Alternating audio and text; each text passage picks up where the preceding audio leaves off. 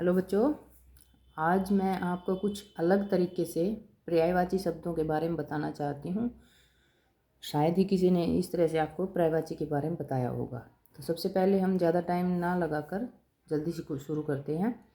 सबसे पहला जो पर्यायवाची है वो किसका है? वो है गणेश का। सबसे पहले हम देखते हैं गणेश का क्या अर्थ होता है। गण जमा में ईश, ईश माने भगवान, गण माने समूह, यानी सभी भगवानों का समूह, यानी कि गणेश। इसके पर्यायवाची शब्द क्या क्या हैं? गणपति, लंबोदर जिसको आप जानते होंगे, मूषक वाहन, गणाधिपति, विघ्नेश, विघ्नहर्ता, वक्रतुंड, वक्रतुंड मतलब जो इनका सूंड है उसके कारण इनका वक्र मैंने तो टेढ़ा, गौरी नंदन, गौरी सुत, एक दंत और द्विरथ। एक दांत टूट गया था तो एक दंत नाम पड़ गया, और जब दो थे तो द्विरथ के कारण, रथ मैंने होता है दांत, सिद्धि विनायक और पार्वती नवंदन। ठीक है, आगे है। अब मैं आपको कुछ ऐसे पर्यायवाची बताना चाहती हूँ जो मतलब कुछ ध्यान देने के बाद दो तरह से, जैसे कि आप देख रहे हैं वृक्ष है और नीचे भी एक वृक्ष है, इन दोनों में क्या समानता है इसके बारे में आपको बताना चाहती हूँ। जो नीचे वाला हमारा है वो है कल्प वृक्ष। कल्प मतलब कल्पनाओं का, जो हमारी इच्छाओं को पूरी कर दे, एक ऐसा वृक्ष है जिसके बारे में हम बता रहे हैं।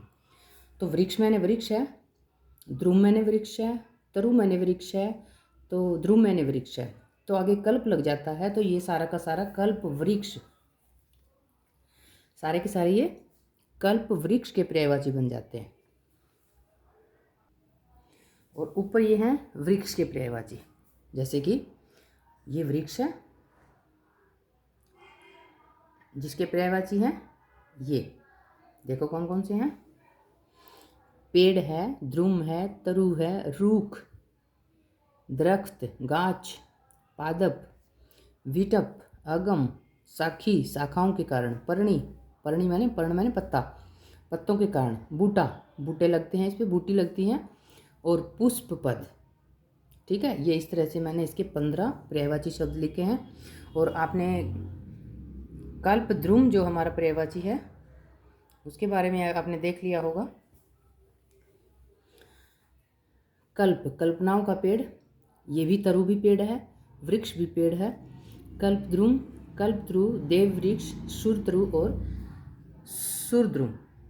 ठीक है, तो इस तरह से ये वृक्ष और कल्प वृक्ष मैंने दोनों एक साथ लिखे हैं, ताकि आपको इनका थोड़ा सा जो माइनर सा अंतर है वो बात आपकी समझ में आ जाए। वृक्ष के आगे यदि हम कल्प लगा देते हैं तो ये कल्प वृक्ष के पर्यायवाची बन जाते हैं। सुरतरु भी इसको कहते हैं, यानी कि देवताओं का वृक्ष भी इसको कहा जाता है। ठीक है ना, तो अब आगे हम क्या करने वाले हैं, अब मैं आपको बताने वाली हूँ कि जल के पर्यायवाची, समुद्र के पर्यायवाची, बादल के पर्यायवाची और कमल के पर्यायवाची। अब आप ये देख सकते हैं, जैसे कि सबसे पहला हमारा जल का पर्यायवाची। जल क्या क्या है? जल है, नीर है, ठीक है ना, पय, अंबु, वारी, वारिद, उदक, स्लील, जीवन, ये सब पानी के हो गए। अब ये देखो, जल के पर्यायवाची में यदि हम धी लगा देते हैं, जल में यदि धी जोड़ दिया जाता है तो समुद्र के पर्यायवाची बनेंगे, और धर जोड़ दिया जाता है, दै जोड़ दिया जाता है तो बादल के पर्यायवाची बनेंगे। जैसे वो था जल, ये बन गया जलधि समुद्र, जलधर बादल। नीर मैंने पानी होता है, नीर निधि समुद्र होता है, नीरद बादल होता है। पय पानी होता है, पयोधि समुद्र होता है, और पयोधर पानी को धारण करने वाला बादल होता है। ठीक है, वारी, वारी मैंने पानी होता है, वारिधि समुद्र होता है, वारीधर पानी को धारण करने वाला बादल होता है। ठीक है, अंबु मैंने पानी होता है, अंबुधि, यहाँ हम लिखा नहीं है, यहाँ हम लिख सकते हैं अंबुधि। अंबुधि क्या होता है? अंबुधि, धी लग गया है तो यहाँ इसका पर्यायवाची बन गया समुद्र का। ठीक है, अम्बु, अम्बुधि और अम्बुध। रत्नाकर, सागर, सिंधु, पयोध, ये सब के सब किसके बन गए? ये सब हमारे समुद्र, बादल और पानी के बन गए। ठीक है। अब देखते हैं हम कि फूल के, कमल के कैसे बनेंगे।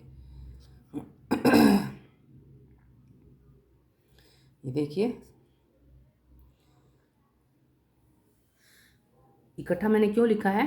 क्योंकि जो पानी के पर्यायवाची है उनमें धी लगने से समुद्र बन गया, दै लगने से बादल बन गया, और अब जय लगने से उसके कमल के पर्यायवाची सारे बन जाते हैं। जैसे कि जल में जय जुड़ गया, जल, जल में पैदा होने वाला। नीर, जल में पैदा होने वाला। अम्बु, जल, जल में पैदा होने वाला। वारी, जय। वन, जय। पंकज, अरविंद, राजीव, यानी कि सब कमल के पर्यायवाची हैं। यदि जल के पर्यायवाची के साथ हम इसमें जय जोड़ देते हैं तो ये कमल के पर्यायवाची। ठीक है। जल के पर्यायवाची के साथ जय यदि हम जोड़ देते हैं तो कमल बन जाता है।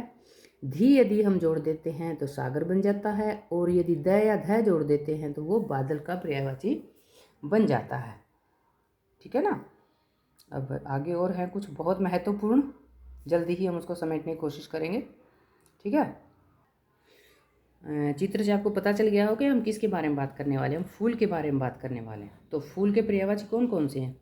जैसे कि पुष्प है, कुसुम है, पूहूप है, परसून है, मंजरी है, सारंग है, उद्यान है, सुमन है, गुलशन है। ठीक है। और दूसरी तरफ हम कर रहे हैं कौन सा? ये मछली के पर्यायवाची। मछली के पर्यायवाची क्या क्या है? मीन है, झक है, झस है, मकर है, मत्स्य है। ठीक है। अंडज है, सफरी है, जल जीवन है, सफरी है।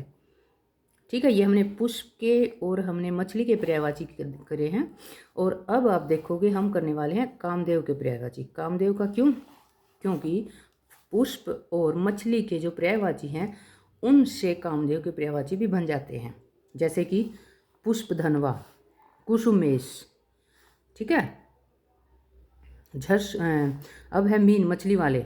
मीन केतु, मकरध्वज, कुसुम चाप, मीन रथ, पुष्पेशु, रतिपति। रति जो थी ना कामदेव की पत्नी थी तो उसके नाम से रतिपति, रतिराज, रतिकांत। और कुछ भी हैं जैसे कि मनोज, मन में उत्पन्न होने वाला। मनमथ, मनशिज, कंदर्प, अनंग, झसकेतु जो कि मछली के पर्यायवाची थे उनके साथ केतु लगा दिया। झसकेतु, झक्केतु, मदन और काम। इस तरह से ये 20 जो हमारे हैं ये उसके कामदेव के पर्यायवाची बन गए। अब देखो हमने किसकी फ़ोटो मैंने आपको दिखाई है? नदी जिसमें कि नाव तैर रही है। तो हम दोनों को मिलजुल के थोड़ा सा करेंगे जल्दी ताकि आपको कुछ अच्छे से समझ में आ जाए। जैसे नदी के करते हैं पहले तटिनी, तट यानी किनारों के कारण तटिनी। तरंगे उठती हैं इसलिए तरंगिनी। पानी झरनों से बहकर इसमें आ जाता है निर्झरणी। दरिया, नद, सरी, सरिता, ऐपगा, निम्नगा, वाहिनी। ठीक है। शैलजा, शैवालिनी, शैल मतलब पहाड़ पर्वत, शैवालिनी इसका भी अर्थ ये पहाड़ों से बनने वाली। अब आती है नाव। नाव में क्या है? तरी, तारिका,